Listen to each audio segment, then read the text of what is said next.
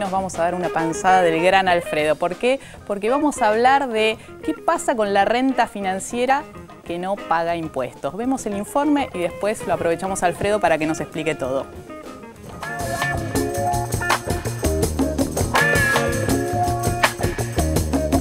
¿Sabías que en nuestro país la renta financiera no tributa impuesto a las ganancias?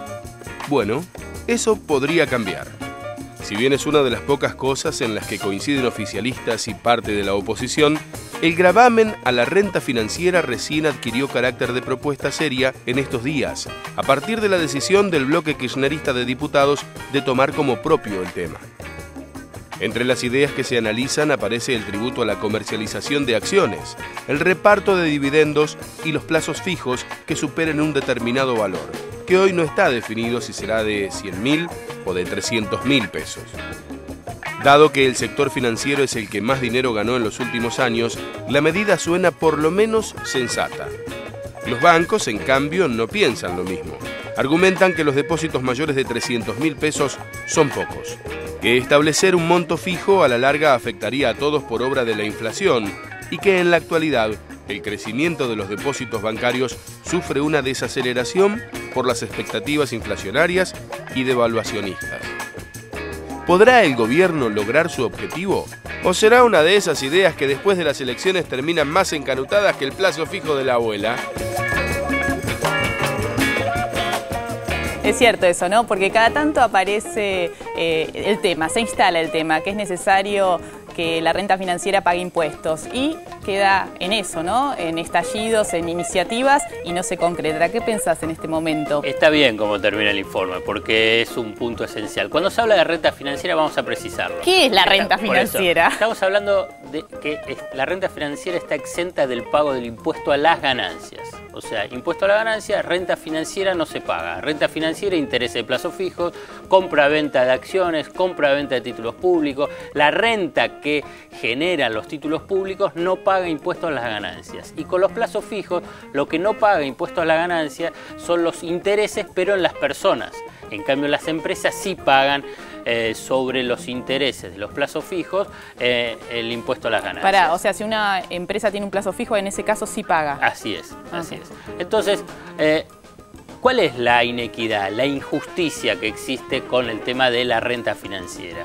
Es que otros aspectos del movimiento económico sí paga impuesto a las ganancias. Por ejemplo, el impuesto a los altos, a los ingresos, lo que más se conoce como el impuesto a la ganancia de los salarios, pero que la verdad que hay que empezar a precisarlo como impuesto a los ingresos, bueno, paga. En cambio, la renta financiera no. Y otro punto también importante cuando se habla de renta financiera es esas ganancias que yo te mencionaba. No es la ganancia de los bancos. Los bancos ganan muchísima plata, van a seguir ganando muchísima plata y pagan impuestos a las ganancias sobre las ganancias que obtienen en su giro comercial, ¿no? Otra cosa es la renta financiera. Y la renta financiera no paga impuesto a las ganancias y es una injusticia en función a lo que yo te mencionaba, que otros, y por ejemplo sectores, los trabajadores, claro, sí pagan impuesto a las ganancias. ¿Y por qué se ha sostenido durante tanto tiempo esta inequidad, como vos le decís? Porque aquí aparece el lobby del sector financiero bursátil, el lobby de los que están vinculados a la especulación financiera, que dicen, bueno, si se aplica el impuesto a las ganancias a estos rubros que yo te mencioné, ¿qué es lo que puede pasar? Bueno, que haya un desincentivo a invertir en Argentina, a que la tasa de interés que van a tener que pagarle los bancos a los depositantes va a ser mayor. ¿Por qué? Porque hoy, por ejemplo, un plazo fijo, 10-12%.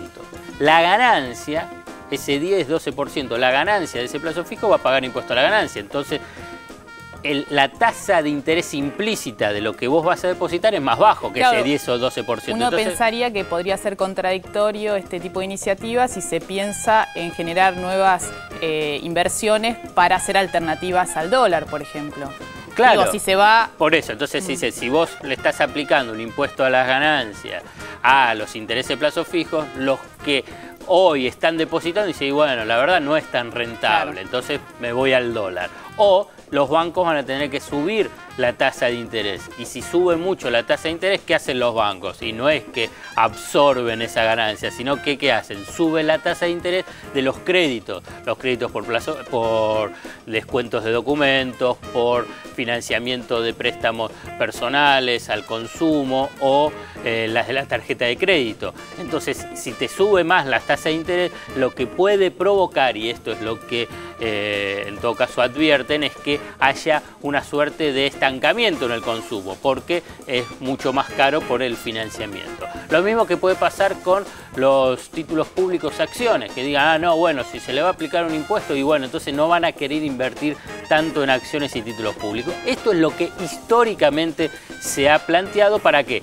Para alertar a los políticos, bueno, no avancen sobre eso. Así funciona el lobby, estableciendo, digamos, miedos, temores. Bueno, la cuestión es que es cierto, algo va a afectar, siempre afecta cuando se aplica un impuesto, porque si fuese así, bueno, no habría que aplicar impuesto a las ganancias a las empresas, pues si no, no van a invertir, porque si ganan mucha plata no van a querer pagar impuesto a las ganancias. O sea, esa lógica lleva a que no se aplique el impuesto. Así funciona el lobby. La verdad que hay que desafiar a ese lobby, y asumir los costos y los beneficios de cuando se aplique ese impuesto. Fuimos a ver al diputado Héctor Recalde del Frente para la Victoria, que es uno de los diputados que está impulsando esta iniciativa.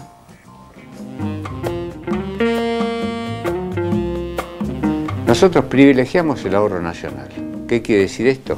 Que si alguien tiene un plazo fijo para preservar sus ahorros, no se lo vamos a tocar, no lo vamos a dar, al revés, queremos que haya ahorro nacional.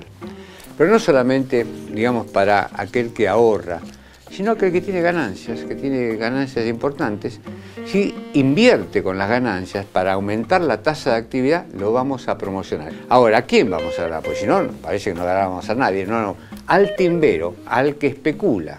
Esa es la renta financiera que nosotros vamos a gravar con estos proyectos. Si son tan indiferentes a la suerte y la evolución de nuestra patria, bueno, no hay ninguna razón ni política, ni jurídica, ni económica para que no se los grave. Tienen que pagar impuestos. Una cosa que estamos manejando con mucho cuidado, pues esto es un trabajo colectivo, es que no hablamos de cifras, no hablamos de cantidades, de porcentajes, porque ese es el estudio y el análisis que estamos haciendo ahora. Y hasta que no haya un consenso en el bloque de qué es lo que vamos a hacer, preferimos mantener esto en silencio, porque si no, no tiene sentido generar expectativas que después uno da marcha atrás, cambia. No, estamos en plena elaboración. Y esto, la verdad, que le va a dar más fortaleza al proyecto cuando lo terminemos. Muchísimos países se graba la renta financiera, tengo una lista muy larga, 70, 80 países que graban la renta financiera, o sea que nosotros no es que inventamos el dulce de leche, pero no el gravamen de la renta financiera. Interesante, ¿no? Que se le cobre impuestos al dulce de leche, pero no la renta financiera. Muy clara esa imagen. La pregunta es, ¿a partir de qué monto se va esos son dos grabar, ¿no? Este sería como aspecto interesante para tener más claro. Son dos aspectos importantes que mencionaba ahí Recalde que vale la pena puntualizar. Punto uno, no es que a todos los plazos fijos, no es que todos van a pagar impuesto a las ganancias en el caso que se apruebe la ley. Están evaluando a partir de plazo fijo de 100.000, 200.000 o 300.000 pesos para arriba. O sea, estamos hablando de ahorros medios altos. Esto es un punto esencial. Y el otro punto esencial, cuando se habla de impuesto a las ganancias sobre la renta, hay otro capítulo donde está exento, que es la ganancia de capital.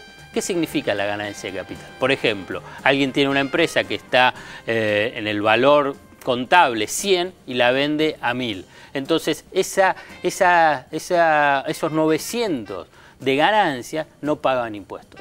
Un ejemplo claro fue cuando Amalita Lacroze de Fortabat vendió Loma Negra. Entonces la vendió, vamos a decir números redondos, 1.200 millones de dólares. ¿Vos sabés cuánto estaba cotizado, cuánto era el valor que figuraba en sus balances? 200 millones de dólares. ¿Y se dibuja eso? No, pero esos 1.000 millones de dólares, esos 1.000 millones de dólares de ganancias que tuvo Amalita Lacroze y Fortabat y su familia, no pagaron cero de impuestos a las ganancias. Eso es profundamente injusto y esto es uno de los puntos que también debería estar incluido en este proyecto de ley.